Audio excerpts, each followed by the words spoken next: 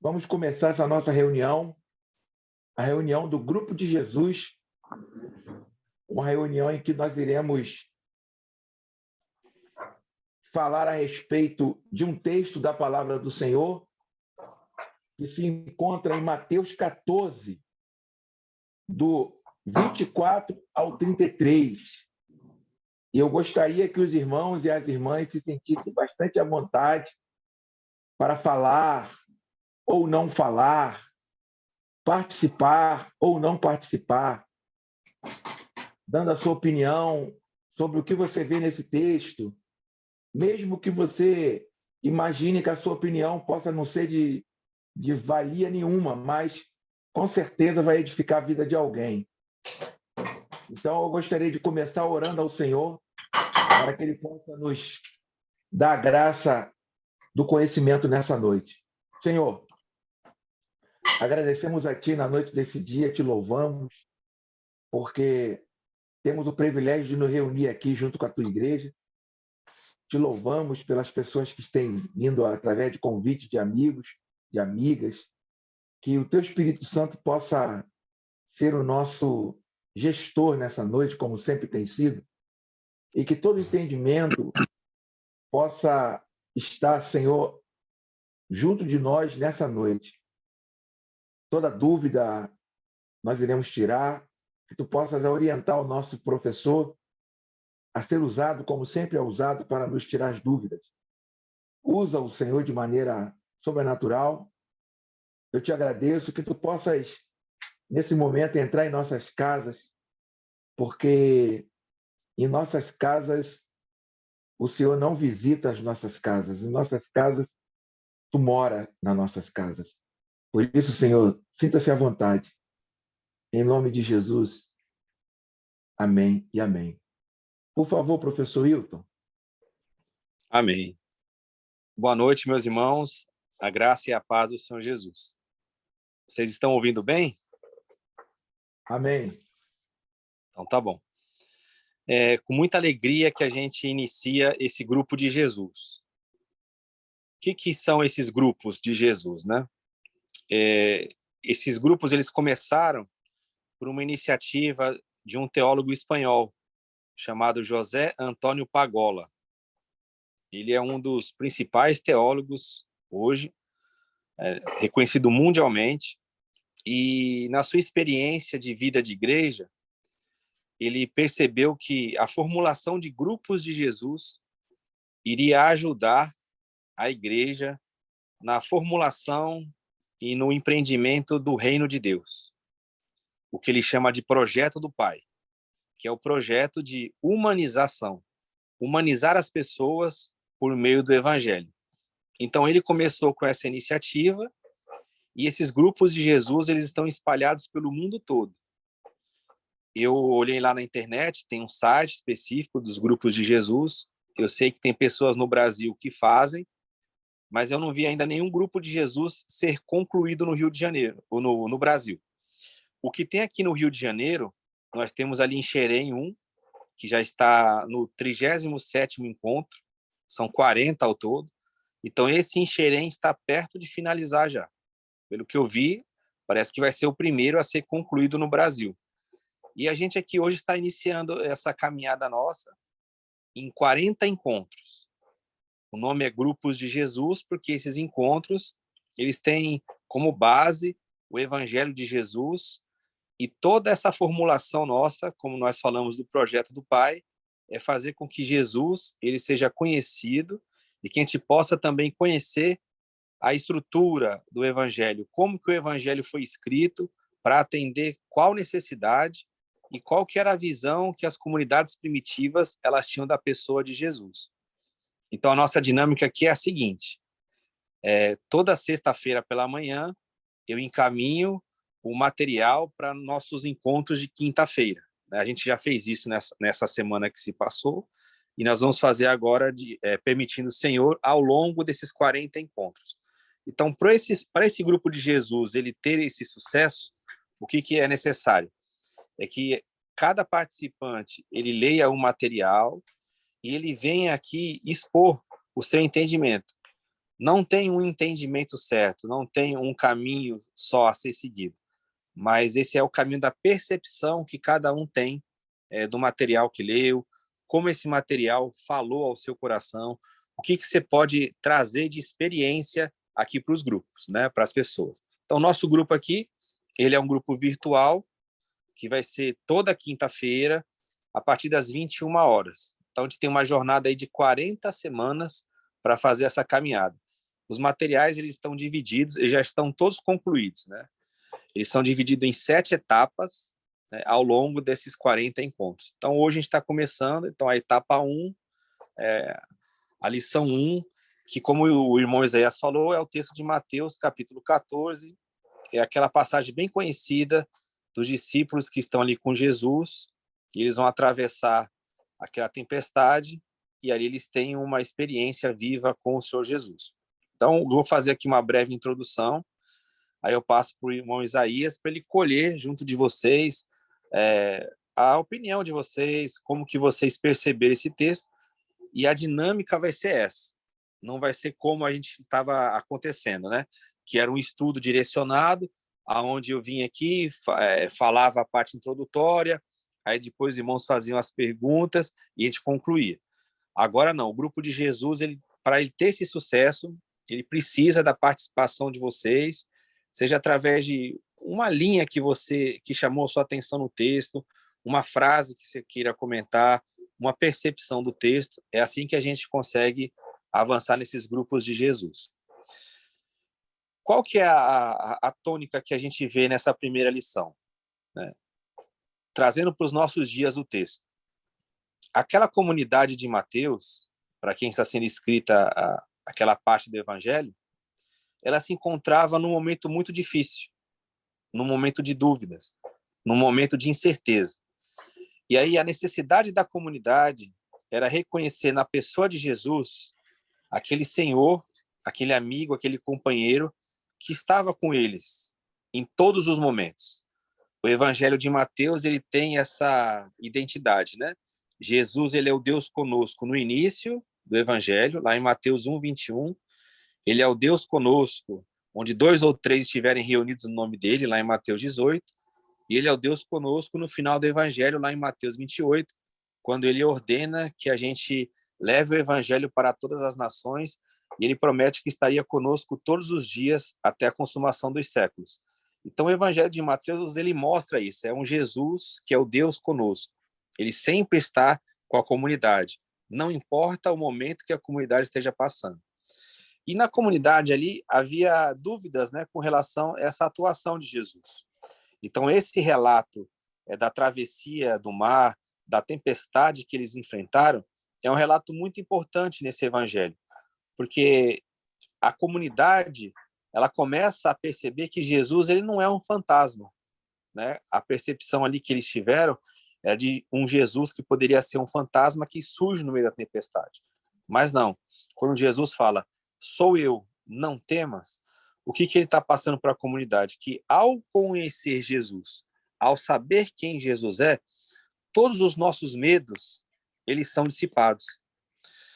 Não é pecado nós sentirmos medo, mas é errado nós continuarmos com o sentimento de medo servindo a Jesus. Porque Jesus dá um mandamento direto para nós. Nós não devemos temer. A Bíblia mostra em mais de 360 passagens essa expressão, não temas. Então, a comunidade já tem que aprender a viver com Jesus em qualquer circunstância, confiando no seu amor, confiando na sua graça, confiando na sua misericórdia. Então, para um momento tão confuso como nós estamos vivendo hoje, onde você vê pessoas perguntando, né, para nós, para as pessoas, o que está acontecendo com a igreja? Qual o caminho que a igreja tem tomado? Por que a gente não vê mais na igreja uma centralidade na pessoa de Jesus? Por que a igreja está buscando as alianças políticas? Por que a igreja está se voltando as costas para Deus e buscando essa sustentabilidade dela nos homens, no poder terreno? É um momento difícil também. Muitas pessoas têm abandonado o evangelho. Muitas pessoas têm seguido outras orientações por não enxergar, por não contemplar mais essa vida da comunidade, essa vida em amor. Então, a leitura desse texto e a contextualização dele é muito importante para nós nesse período, né? Você vê aí pessoas que não têm a fé, vamos chamar assim, a fé no Evangelho, a fé em Cristo, apresentando um padrão de vida bem semelhante ao de Jesus. Enquanto aqueles que carregam a Bíblia, aqueles que falam em nome de Deus, aqueles que chamam para si o testemunho do Senhor, às vezes agem conforme pessoas que nunca ouviram o Senhor, não seguem os mandamentos principais. Então, esse momento de tempestade, turbulência, nós temos que ter os ouvidos bem atentos ao que o Senhor Jesus nos fala. Não temer, mesmo diante de toda a incerteza, mesmo nós não sabemos como que isso terminará, como esse nosso período, como que essa nossa geração ela caminhará, nós devemos estar prontos a ouvir o chamado do Senhor e caminhar junto dele. E caso a gente venha a afundar, caso a gente não consiga suportar a pressão da tempestade, do mar, nós devemos clamar em socorro, assim como os discípulos fizeram, e Jesus sempre estará do nosso lado, ele sempre estará pronto a nos ajudar. Então, nessa parte inicial, eu gostaria de deixar isso para vocês. Eu vou passar para o irmão Isaías para a gente colher os testemunhos, as percepções que vocês tiveram do texto. Amém. Louvado seja Deus. Muito bom essa sua introdução, irmão Hilton. E o Espírito Santo vai nos dando aqui vários direcionamentos, né? Na vida do ser humano, nas nossas vidas, as tempestades elas vêm a todo momento, né? Na vida do ser humano, né? As tempestades vêm e o medo por essas tempestades realmente nos faz, às vezes, ter vontade de parar, né? Ter Sim. vontade de parar, ter vontade de correr. E me faz lembrar, vou ser bem rápido, uma irmã que mora ali no bairro Analândia, em São João de Meriti, em que uma tempestade muito grande surgiu na vida dela. Era uma mulher fiel ao Senhor, humilde, e a polícia bateu naquele local e matou uns 3 bandidos lá. E ela era a única mulher que tinha telefone, na época, telefone em casa, né? Ela era a única. Ela servia muita gente ali para ligar para médico, essas coisas. E o que aconteceu? Os bandidos foram e acusaram ela de que ela tinha ligado para a polícia para entregar eles. E falaram com ela: a senhora vai ter que. Nós vamos te dar 3 dias para você sair dessa casa. E uma mulher humilde, com marido, com filho, e ela. A tempestade dela foi essa. A tempestade dela foi essa. E ela dobrou o joelho, falou: Senhor, me acuda, porque eu não posso sair, eu não tenho parente aqui no Rio, eu vou fazer o quê? Eu vou sair, os bandidos querem que eu saia, me deram prazo, e eu vou morrer. E ela dobrou o joelho e o Senhor falou com ela: não saia. Sim. Ela inicialmente pensou que também que era um fantasma, porque muitas das vezes as manifestações de Deus são assustadoras, né? São terríveis. Você mesmo já me contou umas manifestações na tua vida, Wilton, que às vezes assusta, né? É o sobrenatural, como aconteceu com os discípulos no barco. E resumo da história: tinha um bandido que ele ficava sentado na varanda dela, rodando a arma. Sim. Ele era o matador da quadrilha. E ele falava: tia, seu tempo está chegando. E ela ia para o joelho. Resumo da história: quando deu o 3º dia, ele, rodando a arma disparou, estourou a cabeça dele. Estourou a cabeça dele. E ela tinha dito para eles que não ia sair, porque quem deu aquela casa para ela era o Deus que abre o mar, é o Deus que tem todo o poder. Resumo da história: ela continuou na casa, os bandidos falaram: deixa essa mulher em paz, que essa mulher é de Deus. Deixa essa mulher em paz. Então, é um momento que todos nós aqui passamos e eu gostaria de inicialmente ouvir a irmã Sheila. O que a irmã Sheila achou desse texto? Se a irmã Sheila já se viu no mar revolto, que ela olhava para um lado, olhava para o outro e, por favor, irmã Sheila. Amém. Boa noite, meus amados. A graça e a paz. Eu já me vi em várias situações de mar revolto, mas também eu vejo que Deus trabalha não só no mar revolto, né? Às vezes, quando tudo está calmo, Ele nos dá sabedoria para que o mar não seja tão revolto quanto a gente imaginaria se nós não tivéssemos com Ele. Entendeu? Então, assim, situações inusitadas nós temos. O Wilton me conhece há muitos anos, né? Sabe de situações de trabalho, perseguição no trabalho e outras coisas tantas. Mas Deus nos faz vencer, né? E sairmos fortalecidos. Eu acho que a gente tem que focar nessas coisas, né?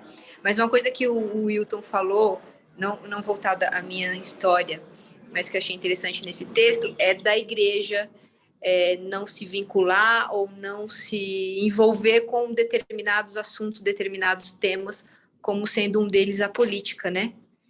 Que aí a gente vai se perdendo cada vez mais e talvez as pessoas vão se enfraquecendo na fé ou se desacreditando de Deus por conta de religião, né? É isso, amado. Amém. Alguém mais quer dar uma palavra sobre o que leu? Fiquem à vontade. Muito obrigado, irmã Sheila. João, irmã Laurinha, irmã Jacira, irmão Márcio, irmã Leda.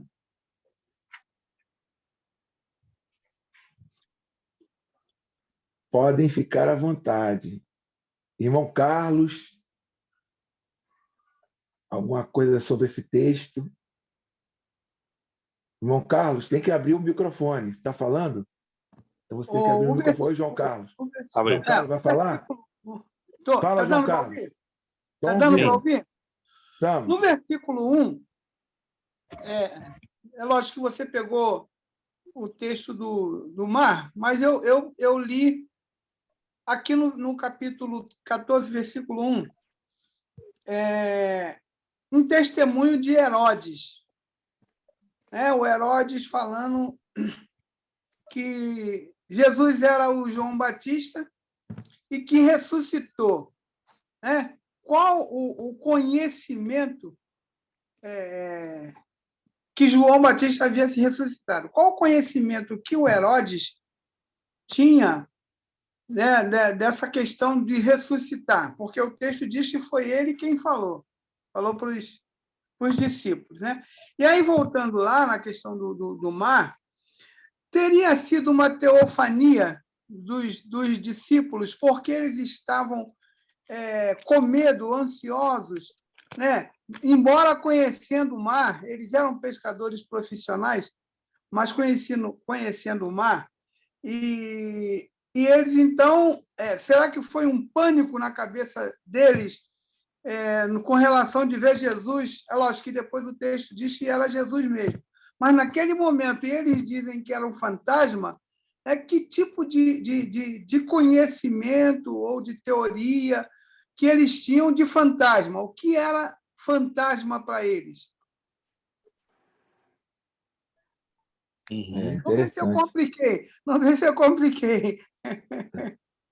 É interessante isso aí, Wilton. E será que seria algo normal aparecer fantasmas no mar, né?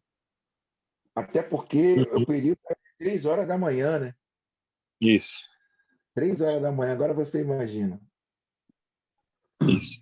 A questão do Herodes, de ressuscitar, essa crença da ressurreição ou ressuscitação, ela já existia em algumas culturas, mas era diferente da fé cristã no sentido da glorificação do corpo. Tanto é que, por exemplo, lá no Apocalipse, quando se fala lá da besta, né? Qual que era o mito que surgiu lá? Do Nero redivivo.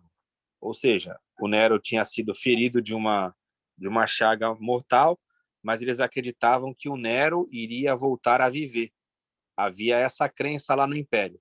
Então, essa questão de voltar a viver, isso já era um pensamento que eles tinham, de grandes personagens que voltariam a viver. E no caso do Herodes, mais específico, por que que ele advoga isso? Porque isso era uma forma de ele aplacar a sua consciência, né?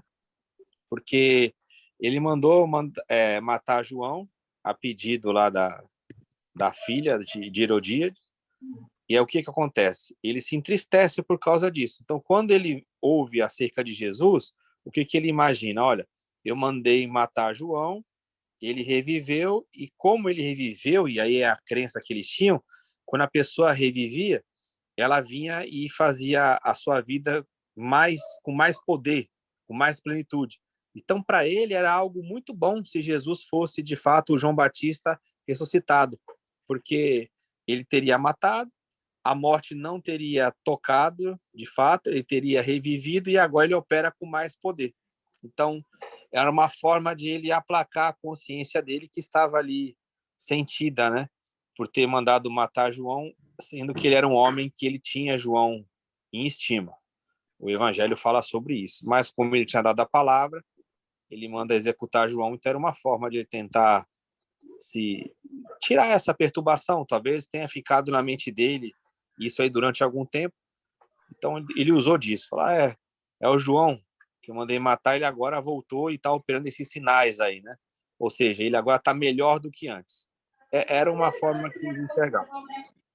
Com relação ao fantasma, essas teofanias, né, como o João Carlos falou, é muito legal. Isso aí, a gente pegar esses termos, essas aparições de Deus, principalmente naqueles textos dos Salmos, né? Quando você fala ali de Jesus, ele acalmando a tempestade, e se você pegar também o Evangelho de Marcos, quando eles perguntam assim, quem é este? Né?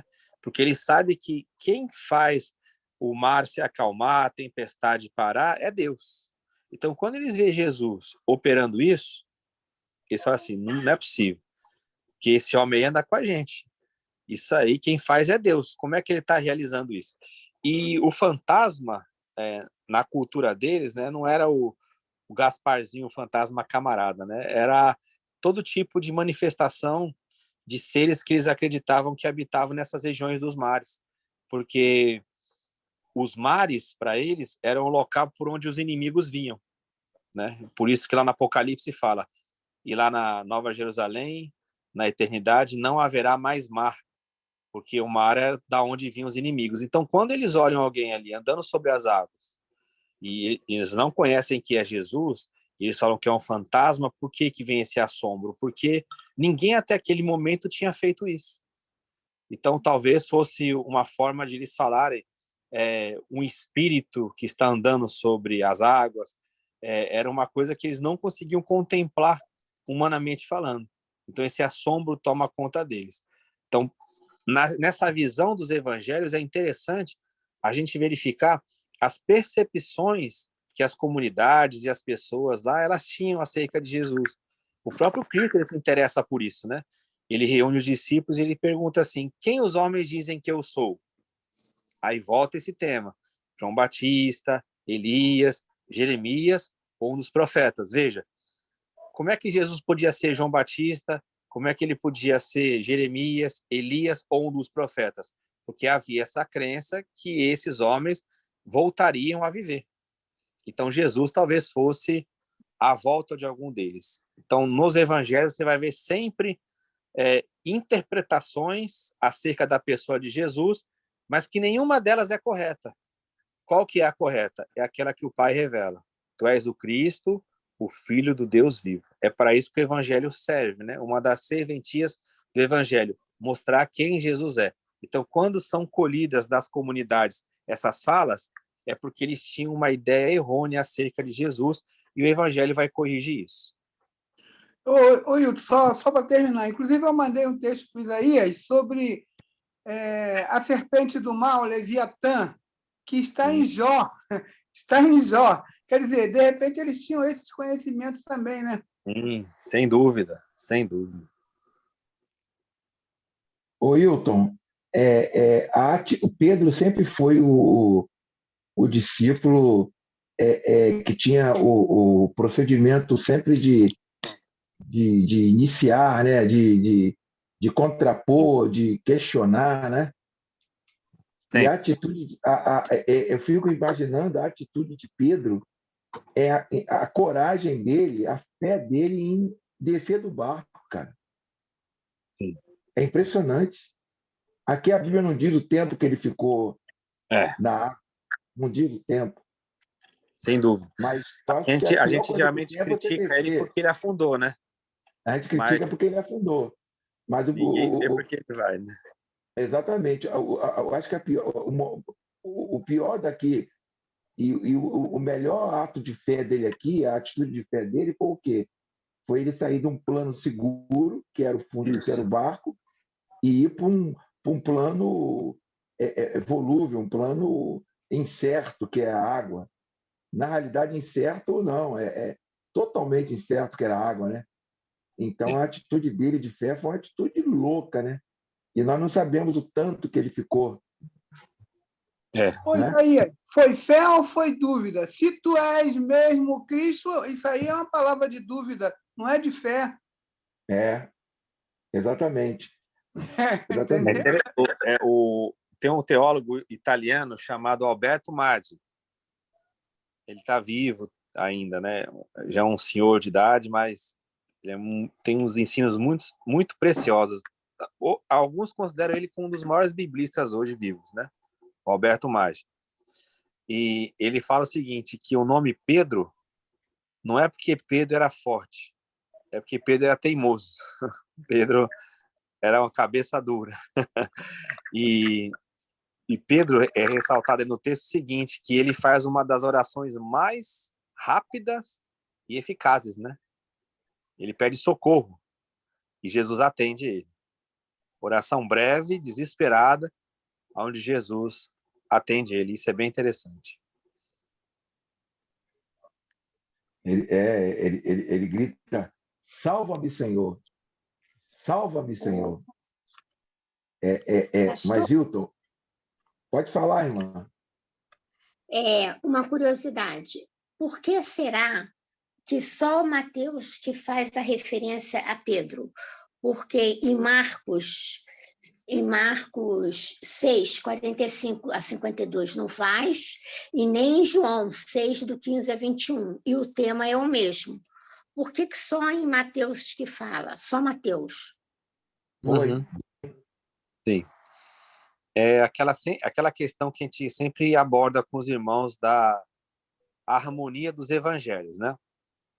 Talvez por costume, desde cedo, a gente sempre foi ensinado a ler uma passagem e verificar o texto paralelo dessa passagem nos outros evangelhos, como a irmã Jacira fez.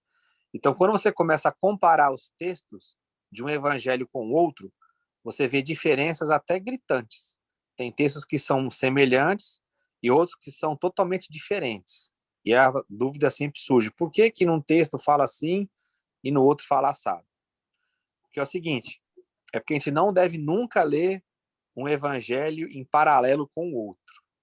Se um evangelho, como a irmã Jacira bem observou, ele coloca o nome de Pedro, é porque para aquela comunidade é necessário destacar a ação de Pedro ali naquele momento. Porque aquela comunidade ela pode estar sobre a influência de Pedro em algum aspecto, tanto no sentido do positivo como no negativo. Vou dar um exemplo. O Evangelho segundo Marcos é uma comunidade que gostava muito de Pedro. Por isso que lá você vai encontrar detalhes da vida de Pedro que você não encontra nos outros evangelhos. Já o Evangelho segundo João é o evangelho que ele rebaixa a figura de Pedro para exaltar a figura do discípulo amado. Então ali você vai encontrar referências negativas a Pedro. Então cada evangelho ele trata essas questões específicas em função da imagem que a comunidade tem dos apóstolos, do Senhor Jesus, das pessoas ali envolvidas. Então por isso que existem essas diferenças e a gente deve ler cada evangelho, né, separadamente. porque cada um tem uma intencionalidade, cada um tem uma linguagem, e é impossível fazer essa harmonização. É até motivo de crítica, né, daquelas pessoas que não consideram a Bíblia como inspirada. Elas colocam os textos em harmonia, um do lado do outro, e falam assim, tá vendo? A Bíblia tem erro, porque o texto fala que, por exemplo, a tentação de Jesus no deserto, Mateus apresenta uma sequência, Lucas apresenta outra, tá vendo? Um dos dois errou, porque a pessoa ela faz essa leitura da nossa mentalidade cientificista, pós-moderna, né? Agora, na época deles, isso pouco importava, essa ordem. Isso para nós hoje importa, para eles não. Por que acontece isso? Porque as pessoas elas colocam os evangelhos juntos para harmonizar os textos. Isso é bom para você estudar, para você verificar o texto, para você fazer a comparação, mas não deve ser levado em conta no sentido de recontar a história, porque cada um fala a história na sua perspectiva. Cada um fala e coloca as palavras que melhor vão atender a comunidade. Por isso que surgem essas diferenças. Obrigada. Nada. Bom, hein? Alguém quer mais alguma palavra? Aleda. Então, no caso, posso falar? Fique à vontade. Então, por exemplo, colocado as palavras, né, como o senhor falou, no momento da necessidade, era a necessidade de cada momento, né, tanto da igreja como o momento que eles estavam vivendo ali, né? Isso, exatamente. Os evangelhos, eles são feitos assim. Eles são escritos bem depois da vida do Senhor Jesus, né? Mais de 40 anos. Então, o que eles fazem? Eles pegam aquele momento de dúvida, de incerteza, de incredulidade da comunidade e eles começam a relatar os feitos de Jesus de acordo com a vida da comunidade, para responder às dúvidas que eles têm. Então, por isso que cada evangelho é diferente. Tem, por exemplo, o evangelho segundo Marcos, ele não aborda a infância de Jesus. Ele já começa lá com a pregação de João Batista. Já Lucas e Mateus, eles falam da infância. João já não fala da infância. Aí fala, por que isso? Porque cada comunidade tinha os seus questionamentos. Então, eles escrevem a história de Jesus, que não é uma biografia, né? Por isso que a gente não sabe como Jesus era, o seu formato físico, tal, porque não é um relato biográfico. É um relato da história de Jesus para responder às dúvidas das comunidades.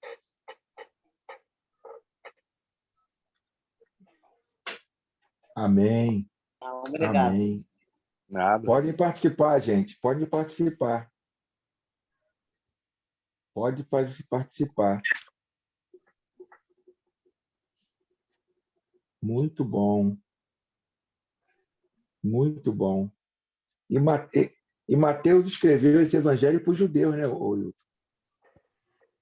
Era uma comunidade, Isaías, que ela tinha outras pessoas, mas no seu grosso ali eram judeus, porque ele usa muito as escrituras, né? Ele fala assim, para cumprir o que fora dito. Então, ele cita muito o Antigo Testamento. Os profetas e a lei. Isso. E eles entendiam. Isso era a ferramenta diária deles. A gente diz que hoje, porque essa sua pergunta é interessante, porque a gente sempre ouviu assim também na escola dominical, né? Mateus, escrito por judeus, Marcos para os romanos, né? Lucas para os gregos e João para o mundo ou para a igreja. Só que esse tipo de qualificação hoje, no âmbito teológico, ele já não é mais aceito. Por quê? Porque começaram a estudar as comunidades. Então, as comunidades de Mateus, ou como as pessoas falam, comunidades mateanas. Quem seriam essas pessoas? Seriam as comunidades ali da Síria, né? Daquela área da Palestina, mas também que eram formadas, em sua grande parte, por judeus. Por isso que ele cita as escrituras dessa forma. Outras comunidades, elas não citam tanto as escrituras assim. São comunidades, talvez, mais de pessoas estrangeiras aos judeus. Por quê? Como que você percebe isso? Quando o redator está escrevendo lá o evangelho, aí ele fala assim, em hebraico, que significa tal coisa. Ele fala assim, ele pega uma frase de Jesus, que é em hebraico ou aramaico, e ele traduz. Quando ele traduz, o que ele está mostrando? Que a pessoa que está lendo ali, ela não tem conhecimento daquela escritura. Por exemplo, quando ele fala assim, Talita cumi, aí ele fala assim, que traduzido significa menina, levanta-te. Porque se ele só deixar o Talita cumi, a pessoa não vai entender o que é isso. Aí ele precisa botar que traduzido significa. Ou seja, a comunidade que está lendo, ela não tem habilidade com a língua aramaica ou com o hebraico. Então ele precisa trazer a informação de Jesus na língua. Quando é uma comunidade que já é ambientada de judeu, não precisa fazer essa tradução, vai direto.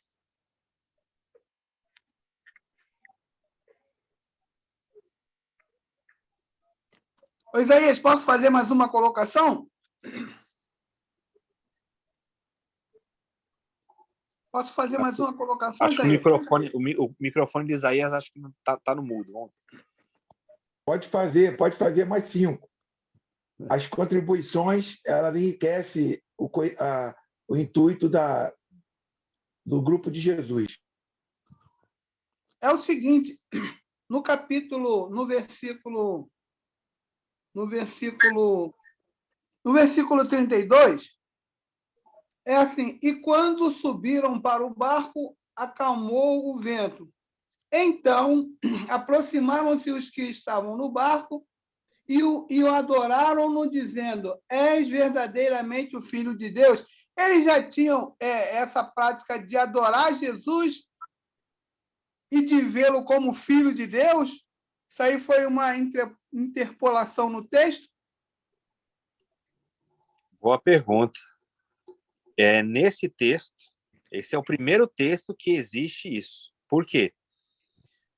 Tem uma dúvida aí nessa questão do tempo do texto. Por que essa pergunta é muito interessante? Porque a gente vai ver que a revelação acerca de Jesus ser o Filho de Deus, aonde é que é? É lá na frente, em Mateus 16. Isso. Quando o Pai revela ali para Pedro, bem-aventurado és tu, Simão Barjonas, porque não foi a carne e o sangue que te revelou, mas o meu Pai. Então, se nós fôssemos pegar no sentido ali temporal, dá a entender que é lá em Mateus 16 que a confirmação existe. Tu és o Cristo, o Filho do Deus vivo. Mas como o Evangelho ele é escrito para informar isso, para mostrar que Jesus é o Filho de Deus, nesse cenário aí da tempestade, que pode ter ocorrido depois, já vem essa informação de Jesus ser o Filho de Deus. Então é bem interessante, porque as pessoas falam assim, só vai aparecer essa expressão no Evangelho de Mateus, lá em Mateus 16, quando o Pai revela para Pedro.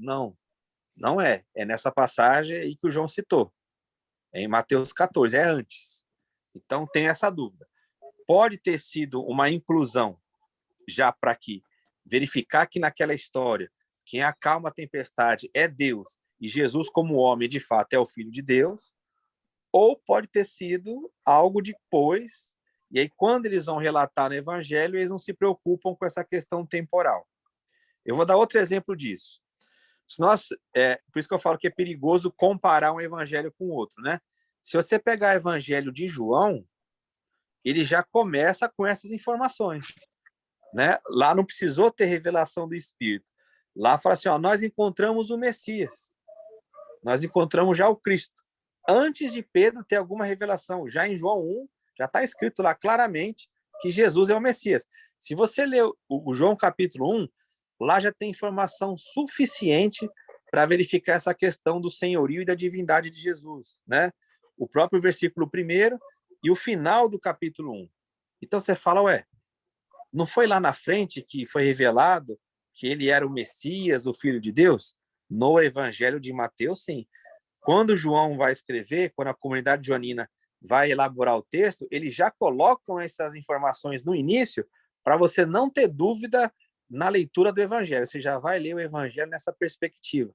Então, essas questões dos chamamentos, na maioria das vezes, elas não seguem uma ordem cronológica.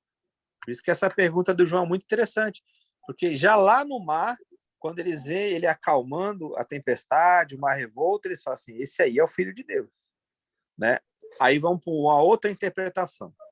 Alguns ali falam que não é uma expressão do Filho de Deus como sendo essa encarnação de Deus. Seria filho de Deus em que sentido? No mesmo sentido de um rei, no mesmo sentido de uma autoridade. Os reis eram chamados também de filho de Deus. E também na questão de ser um ser angelical. Isso é mais difícil de aceitar, mas você vai ver que na teologia a gente tem que abrir o leque. Então você vai ver que tem intérpretes que falam isso. Ali não era um chamamento no sentido do sentido igual ao de Mateus 16. Né? Só que isso não tem muita base para afirmar. Quem geralmente fala isso é porque fica confuso com relação à cronologia, porque só quer aceitar que Jesus é filho de Deus em Mateus 16 e não em Mateus 14. Mas é bem possível que já na redação do Evangelho já coloca isso em Jesus para afirmar com certeza que ele é o filho de Deus.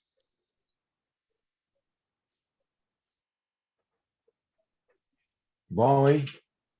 Muito bom, muito bom, muito bom, bom, bom. Gente, agora nesse momento, vamos iniciar o nosso momento que nós sempre temos aqui de ofertório, né? O momento que nós abençoamos a vida do nosso professor, que está sempre disposto a nos ensinar, com uma dinâmica bastante facilitadora para a gente. Eu tenho aqui o Pix do nosso professor Wilton. Se você sentir no coração de anotar, o Pix dele, às vezes eu boto lá no grupo, as pessoas me pedem, e eu vou falar para você o Pix do professor Wilton. É 285, anotem aí, pega a caneta para anotar, que você estará abençoando um homem de Deus, um homem que vive do ensino da palavra. Ele refugou muito para viver do ensino, lutou muito contra, mas Deus o convenceu a ele viver com a igreja abençoando ele. E nós somos a igreja. O Pix dele é 285 753 389 50. Repetindo, 285 753 398 50.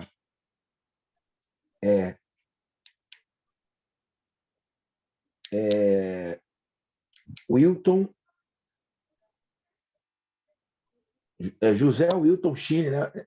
É Wilton Chine. Wilton Chine, o nome do nosso professor, tá bom? O que você sentir no coração de abençoar, você estará contribuindo para o crescimento do reino de Deus. O Wilton, alguém tem mais algum detalhe? Irmão Carlos está quietinho, ele ia falar, mas ficou quietinho. Alguém tem mais algo para falar a respeito do texto? As mulheres participaram de maneira brilhante. Graças a Deus, a irmã Jacira, a irmã Leda, a irmã Sheila representaram, graças a Deus. Wilton, o contador do reino está na área. Sim. Marcelo Mendes está na área e o Jorge Assis também está na área. Sim. Marcelo, ele acompanha lá com a gente o grupo de Jesus lá em Xerém. Né? Amém. Uhum. Que bênção.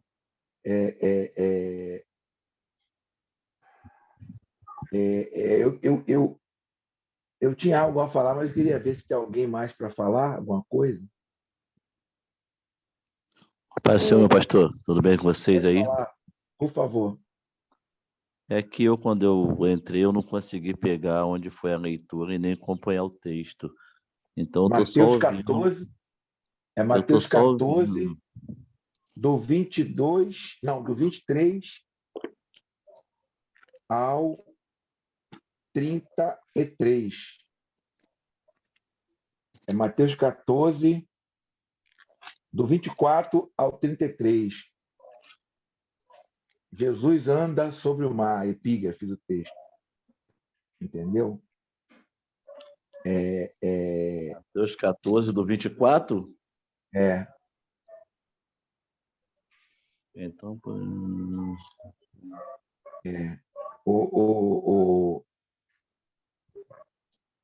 O irmão Hilton. Sim. No versículo 23, há um grande ensinamento para nós com relação a algo até vergonhoso para nós no versículo 23, né? Que mostra, na realidade, é o 23 mesmo, que Jesus, ele sendo filho de Deus, e ele sendo o próprio Deus encarnado, ele vivia orando sozinho, ele vivia orando, buscando ao Senhor, né? Parece algo assim contraditório, né? Parece algo assim, é um absurdo isso. Sim. É um absurdo. O Deus encarnado, ele tinha prazer em estar em contato, né, em comunhão com o Pai, né? Isso chega a ser assustador, né? Você vê que a oração é muito mais do que pedir, né? É muito mais do que você somente lançar palavras diante de Deus. A oração é aquilo que alimentava de fato Jesus. É impressionante isso. E um amigo dando um estudo um dia desse, e eu dei uma contribuição falando a respeito da falta de costume que nós temos de ouvir Jesus na oração, né? Sim. Nós normalmente, quando nós dobramos o joelho, é para falar, para pedir.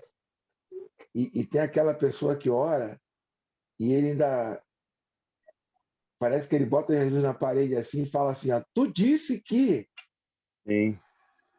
em tal lugar, tu disse que se eu pedir teu nome, tu fazia. Tu também Sim. disse em tal lugar, como se Jesus falasse assim: ah, fala aí que eu não sei. Né, Exatamente. João? Me diz aí que eu não sei. A pessoa está orando, mas ela está citando o texto e jogando na cara de Jesus, né? Como se Jesus fosse um idiota que não conhecesse a palavra. Sim. E eu já vi pessoas dizerem que essa oração é a mais correta. É aquela que tu usa texto Sim. para confrontar Jesus. Agora você vê. Sem dúvida. Isaías, hoje eu estou animado. Ninguém pergunta, eu pergunto. Fica à vontade. É o seguinte, no último versículo, no versículo 36, do versículo 34 ao diante, diz assim: e Jesus passou para o outro lado e os homens daquele lugar o conheceram, mandaram por toda a terra em redor e trouxeram-lhe todos os que estavam enfermos. Aí diz aí, e rogaram-lhe que ao menos eles pudessem tocar a orla da veste, e todos que tocaram ficaram sãos. Eu li uma teoria sobre o Jesus mago. Né? Jesus mago. Jesus era visto como um mago ou um milagreiro, e ele tocar na roupa dele era algo esplendoroso que ficavam curados. Como entender esse relato aí do texto? Sim, alguns enxergavam ele sim. Uns viam como um profeta, outros viam Jesus como um exorcista, e alguns viam ele como um mago, assim. Tinha assim. Por isso que o evangelho tem sempre essa preocupação de mostrar quem de fato é Jesus. Porque várias percepções erradas tinham sobre Jesus até hoje, né? Tem Jesus aí para todo tipo, para todo gosto.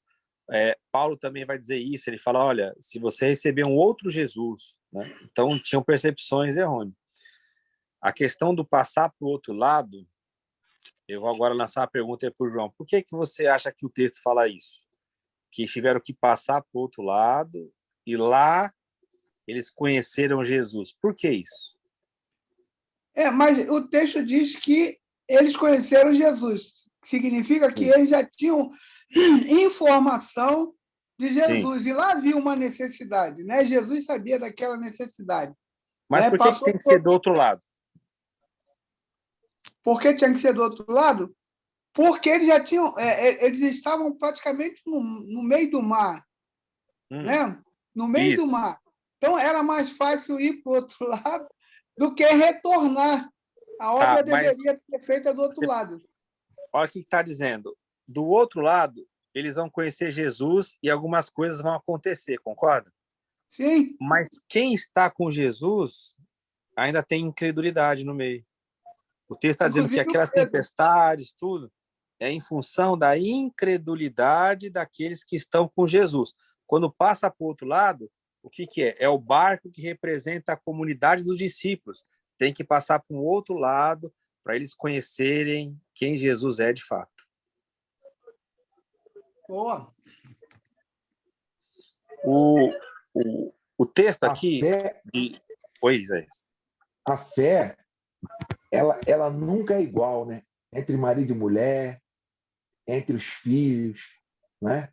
Às vezes Deus faz um milagre na família e o nível de fé ele é variável na família. Isso é impressionante, né? Sim. Por isso que há um equívoco quando fala que o marido e mulher é uma só carne. Parece até que os dois têm a mesma unção. Os dois têm a chamada de pastores, pastora, né? Igual advogado, advogada, médico e Sim. médica. Nesse caso aqui, nós observamos que eles viram,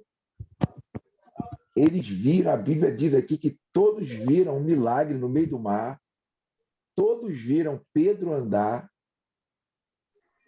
Um disse, cadê? E os que estavam no barco o adoraram, dizendo: verdadeiramente és filho de Deus.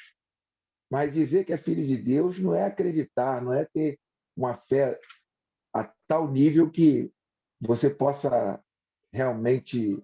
Você pode falar de boca para fora, né, professor? Isso.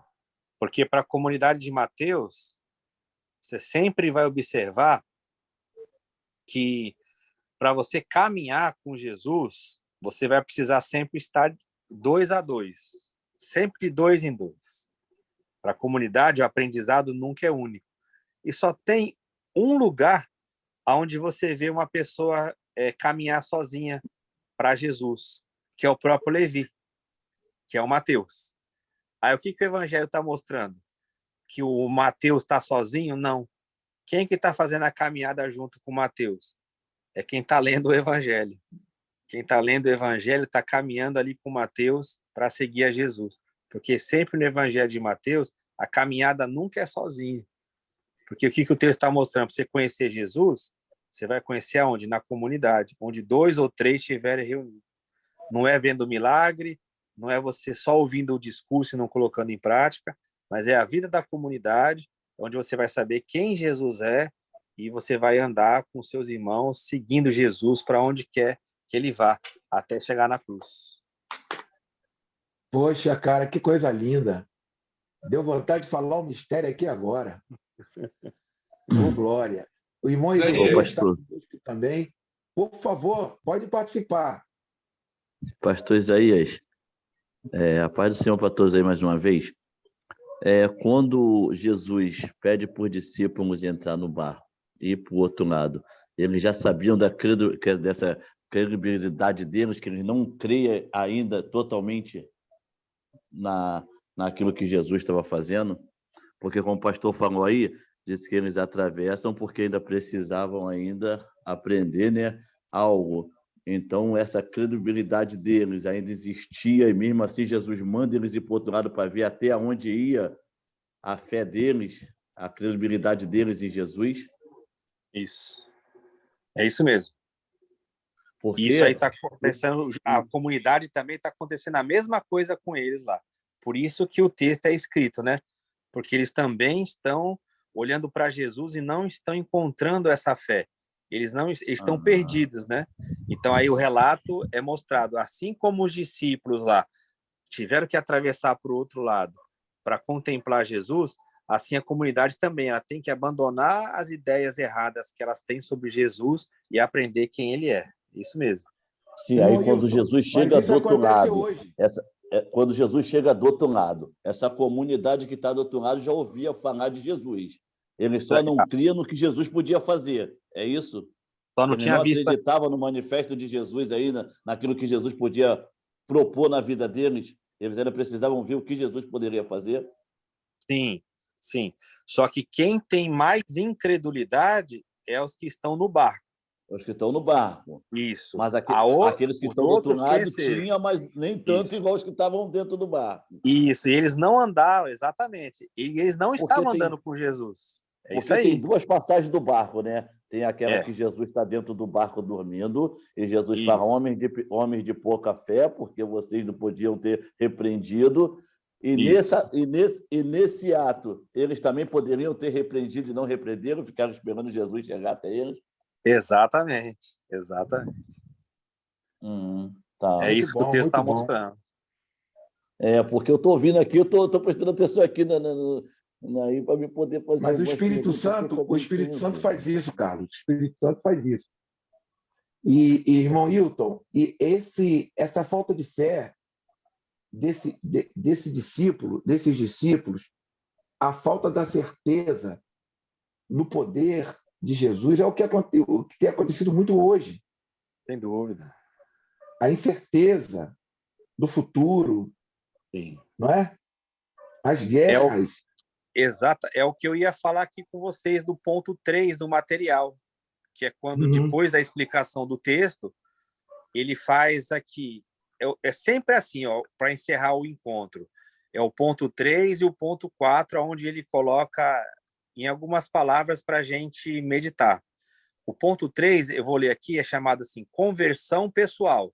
É depois da explicação do texto, né? Ele tem a leitura do texto, aí faz umas perguntas introdutórias, tem Depois a eu te mando, tá, explicação. Carlos? Depois eu te mando, Carlos. Amém, meu Isso. pastor.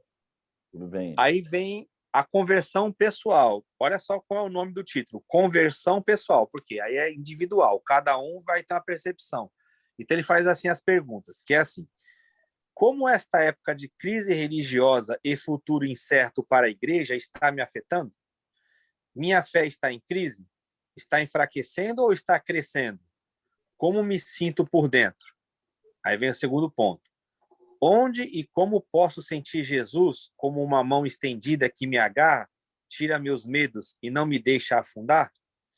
Como esse grupo pode me ajudar? Aí uma pergunta que é a nossa participação. Como que a gente pode ajudar as pessoas a não terem mais os seus medos e não afundar? E ele termina assim essa parte. Conversa com Jesus. É uma indicação que ele faz para a gente fazer uma oração. Faça-o ver meus medos e hesitações. Ele agarra você, não vai deixar você afundar. Então ele faz uma aplicação, como Isaías falou, ele pega o texto e faz uma aplicação para nós hoje. Ele nos coloca no lugar daqueles discípulos, para nós também interagirmos com Jesus. Aí depois dessa reflexão que cada um faz, ele vem com um ponto 4 que fala assim, compromisso com o projeto de Jesus. Observamos na sociedade o medo do futuro, o desânimo, a falta de esperança? Que clima se respira na sua paróquia ou no ambiente que se move? Qual é a reação mais geral dentro da igreja? O que somos nós que ouvimos o evangelho de Jesus, contribuindo para a sociedade, para a igreja? Incentivo ou desânimo? Esperança ou pessimismo? Palavras ou compromisso? Podemos todos especificar com que espírito e atitude queremos viver nossa jornada? O que gostaríamos de contribuir com este grupo? Podemos resumir em 3 palavras? Então, ele faz algumas reflexões aqui, umas perguntas, para nós meditarmos, né? E aí ele deixa depois sugestões para a oração, que aí cada um pode ler depois e responder isso aqui para si mesmo, diante de Deus, né? Como que esse grupo aqui ele vai ajudar no meu desenvolvimento com Cristo e qual que é a minha participação, tanto na igreja, na sociedade, qual tem sido a nossa atitude. Então, são perguntas reflexivas e uma sugestões, né, de oração para nós fazermos na nossa casa. Amém. Glória a Deus. Meus Já deu pastores, uma hora. eu queria depois que vocês me dessem uma visão sobre esse texto que Jesus fala que a gente conseguiria fazer obras maiores que a dele. E eu fico pensando nesse mundo de hoje, será que é possível fazer essa obra maior do que aquele que ele já tinha feito? Depois vocês me dão a reflexão dessa passagem. porque eu gostaria de ter uma visão dessa passagem que muitas vezes eu falo assim, Jesus, como é que a gente vai conseguir fazer uma obra maior numa geração tão incrédula, num povo tão ganancioso? E a gente fica olhando assim e fala que nem muitas vezes nem acredita na obra de Jesus. E aí Jesus deixa uma missão para a gente que nós poderíamos fazer uma obra maior do que a que ele fez. E aí eu fico pensando, eu queria um contexto dessa palavra de Jesus aí para me poder aumentar um pouquinho minha credibilidade, que tem hora que a gente fica assim. Eu não sei se alguém tem mais alguma pergunta, porque nós estamos próximos de terminar, e se alguém tiver mais alguma pergunta, pode o meu Wilton finalizar respondendo. Não, mas não precisa ser agora, não. Depois você importante. manda para mim aí uma reflexão disso aí. O que o meu Wilton acha? É longa essa resposta, meu Wilton? Não, dá para a gente trabalhar aqui, né? Dá, né? Uhum. Quando Jesus ele fala de obras maiores, com certeza ele não está falando da qualidade das obras. Por quê? A maior obra que ele fez foi a salvação. E essa não tem como nós fazermos, né? Não tem obra maior do que a salvação. A obra da salvação ela é única e só ele pôde salvar. Quando ele fala de obras maiores, ele fala de quantidade mesmo. Por quê? Porque Jesus ele estava limitado corporalmente. Quando ele estava lá em Jerusalém, ele não podia estar em Jericó. Quando ele estava em Jericó, não podia estar em Nazaré. Então, havia uma limitação. Agora, né, irmão Carlos, perdão. Agora, sim, nós somos o quê? Vamos chamar assim, uma multiplicação de Jesus, né? Jesus está aí no irmão, Jesus está em mim, Jesus está no Isaías.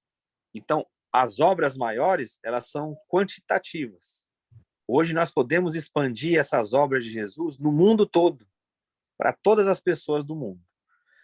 A reflexão que o irmão trouxe é muito interessante. Eu sempre falo aqui no grupo, irmão Carlos, que é o seguinte: a gente pode olhar a situação da igreja hoje e falar assim, a igreja está ruim. A igreja está vivendo um momento de incredulidade e tal. E aí eu sempre falo para os irmãos, mas qual igreja que a gente está contemplando isso? Em qual região? Né? Porque o pessoal fala assim, lá na época de Jesus, as pessoas morriam pelo evangelho, as pessoas sofriam a ponto de dar a sua vida. Aí eu falo assim, mas hoje é a época em que mais se mata cristãos, é hoje. Aí a pessoa fala, não, mas hoje não tem perseguição. Aí eu falo, mas aonde? No Brasil. Tá, beleza. Mas agora em outros locais, muitas pessoas morrem pela fé. É a época do mundo que mais se mata cristão. Então, muitas pessoas, elas estão realizando as obras de Jesus? Estão. Elas podem não estar na mídia, elas podem não estar na nossa proximidade, mas a igreja, ela tem um testemunho vivo na terra. Então, quando a gente enxerga pelo lado assim, olha, ao meu redor, eu não vejo isso, é um sinal de que nós devemos esperar em Deus e buscar no Senhor uma mudança, com certeza.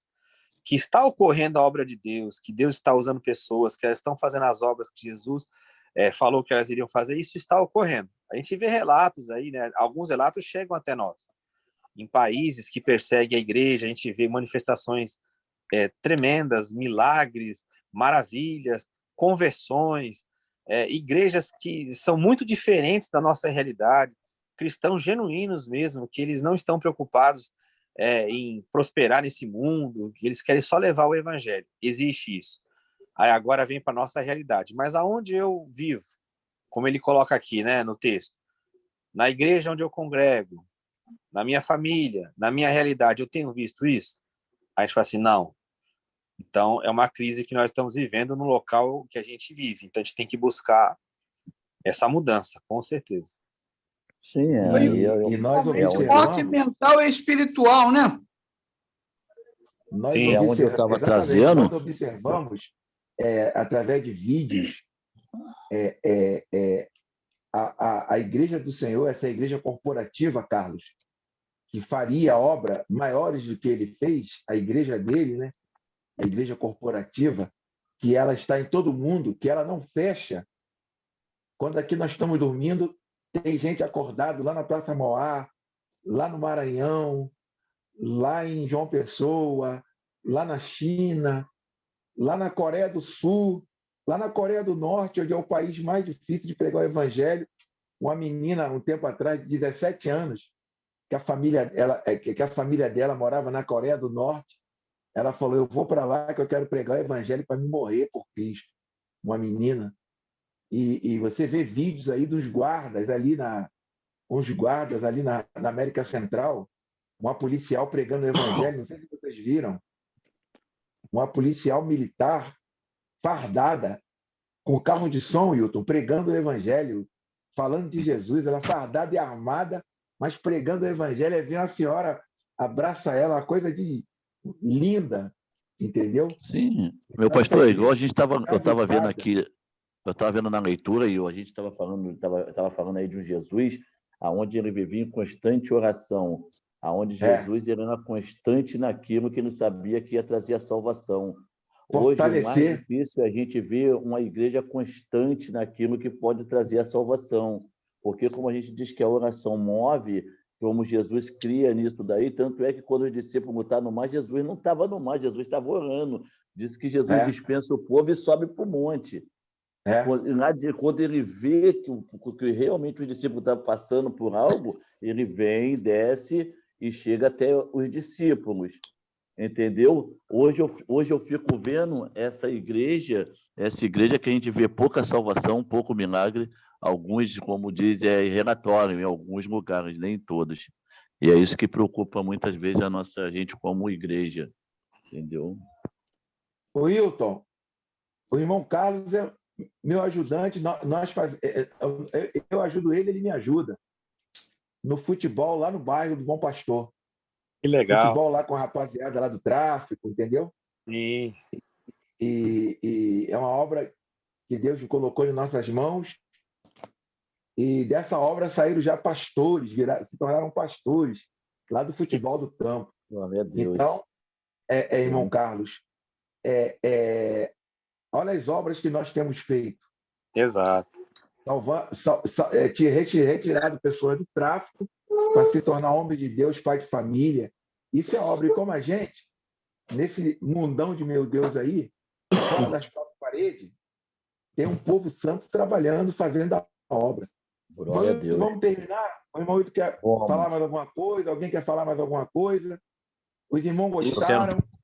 Eu quero agradecer pelo convite aí, agradecer vocês aí por poder participar dessa live com vocês. Quinta-feira eu estou de novo. Carlos, eu vou te botar no grupo, Carlos, que é um grupo fechado. Não tem bom dia, boa tarde, boa noite. Diz para o nosso professor aí, que eu estou mandando um abraço para ele, que Jesus abençoa, tá bom? Vocês tenham uma noite abençoada aí. Ô, Carlos, espera um pouquinho, Carlos. O irmão Wilton mora quase aí perto da sua casa. É mesmo? Aonde? Na Figueira. Ele mora na Figueira. Eu moro no Parque São José. Ah, legal. E eu estou para ir lá onde ele mora, na reunião de oração lá, ô Carlos. Vai eu e você. Sim. Passa por aqui, me pega e a gente vai. Beleza. Legal. Irmão Wilton, tem alguma palavra, irmão Wilton? Só comentar que amanhã de manhã, então, permitindo o senhor, eu envio a lição 2, né? Para os irmãos lerem. Os irmãos estão vendo como que é a dinâmica. É isso, é a participação de todos que vai fazer o grupo de Jesus avançar. Então, amanhã de manhã, permitindo o senhor, eu envio lá no grupo. E eu anotei tudo aqui, hein? Eu queria pedir uma coisa. Pois não. Peça e ore. Não vai ser agora, não. Terminar. Eu queria que o Isaías me colocasse nesse barco aí de discípulo, né, para ir para o outro lado, porque ele nunca me chama para ir lá no Hilton. Aí olha por mim, por favor. Estou podendo parar, não. Eu te amo. Tem que conversar com você. O Márcio é uma das pessoas que incentivaram esse grupo de Jesus aqui, né? Exatamente, eu sei. Eu queria agradecer ao irmão Carlos, ao irmão João, à irmã Jacira, ao irmão Jorge Assis, à irmã Laurinha, amada, à irmã Leda, o irmão Márcio e o irmão Ezequias. Eu gostaria de agradecer a vocês. Muitos entraram e saíram por vários motivos, né? Inclusive, eu gostaria de orar pelo irmão Márcio, que saiu também.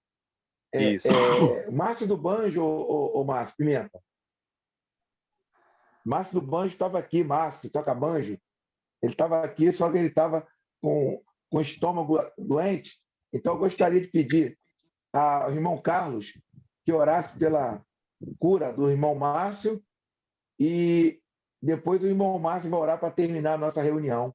Tá bom? Por favor, irmão Carlos, ora ao Senhor pela cura. Como é que é, Márcio? É. Senhor Jesus e Pai, nós te damos graça por esse dia. Senhor, tão maravilhoso que o Senhor nos concedeu. Senhor, porque nós Aleluia. deitamos e levantamos, saímos e Aleluia. voltamos, Senhor, debaixo das suas potentes mãos. Senhor, Aleluia. porque nós sabemos que toda a graça está em Ti, Senhor, não está no homem. Aleluia. Senhor, porque o homem não tem graça nenhuma, Senhor, mas o Senhor, Aleluia. Senhor, tem toda a graça, todo o poder, toda a autoridade. Aleluia. Senhor Jesus, e na autoridade do Seu nome, Senhor. Aleluia. Eu peço pelo irmão Márcio, Senhor, que o Senhor toca nessa enfermidade Por que está favor. assolando o corpo dele, Senhor. Eu peço que o Senhor repreenda, Senhor, toda a armadilha do inferno sobre a vida dele. Senhor Jesus, que o Senhor joga por terra, Senhor, toda a artimanha do diabo, Senhor. Senhor, porque a doença não pertence a Ti, Senhor. O Senhor diz que nós temos cura, Senhor, através de Ti. Então, entra agora com a provisão na vida do irmão Márcio. Cura ele, Senhor. Faça a sua obra perfeita na vida dele. Senhor Jesus, que ele venha dar testemunho de Ti, Senhor. Aleluia. Que ele venha dar testemunho daquilo que o Senhor vai fazer na vida dele, Senhor. Por favor. Porque, Pai. Senhor, somente o Senhor pode. Senhor, eu peço Aleluia. também, por favor, porque o Senhor não é nosso empregado, Senhor. Mas o Por Senhor é o favor. nosso Deus, o nosso Pai. O Senhor é o nosso Aleluia. cuidador. Amém. E eu peço, cuida de cada um, Senhor, nesse grupo. Por favor. Cuida dos pastores, Senhor. Por Cuida de favor. cada um que está ouvindo esta hora essa oração, Senhor. Dê Por uma noite favor, de paz para com todos. Cobre com seu sangue. Dê uma cobertura, Senhor, durante esse final de semana que vai começar, Senhor. Por favor. Não deixa que Jesus. mal nenhum venha encontrar os seus filhos. É o que eu te peço, Senhor. Abençoe a cada um em nome de Jesus. Amém. E amém. Por favor, irmão Márcio, pode orar. Ah, tá, você está ocupado. Pode orar, João Carlos, pelo final? Ah, Está aberto. Senhor, nós te agradecemos pelo estudo que tivemos nesse momento, É verdade. pelas perguntas, pelas respostas, Sim, pelas Pai. apresentadas, mas Sim, Pai. que o Senhor é o Senhor de nossas vidas e Sim, aquilo Pai. que porventura não contemplou o nosso coração, tu venhas com tua presença contemplar. Sim, Jesus. Abençoe mais uma vez o irmão Márcio nessa Aleluia. enfermidade, sabemos É, que tu Pai, és abençoa o seu filho. poderoso para curá-lo e Jesus. acreditamos que esta semana será melhor do que a que passou. Sim, Em Pai. nome de Jesus. Conosco, nos abençoando, nos purificando e nos fortalecendo em nossa fé. Em nome do Senhor Jesus nós oramos. Amém. Amém. Amém. Irmão, está terminado. Até quinta-feira que vem, Amém. permitindo o Amém, Senhor. pastores. Beijo, beijo. Amém. Tchau.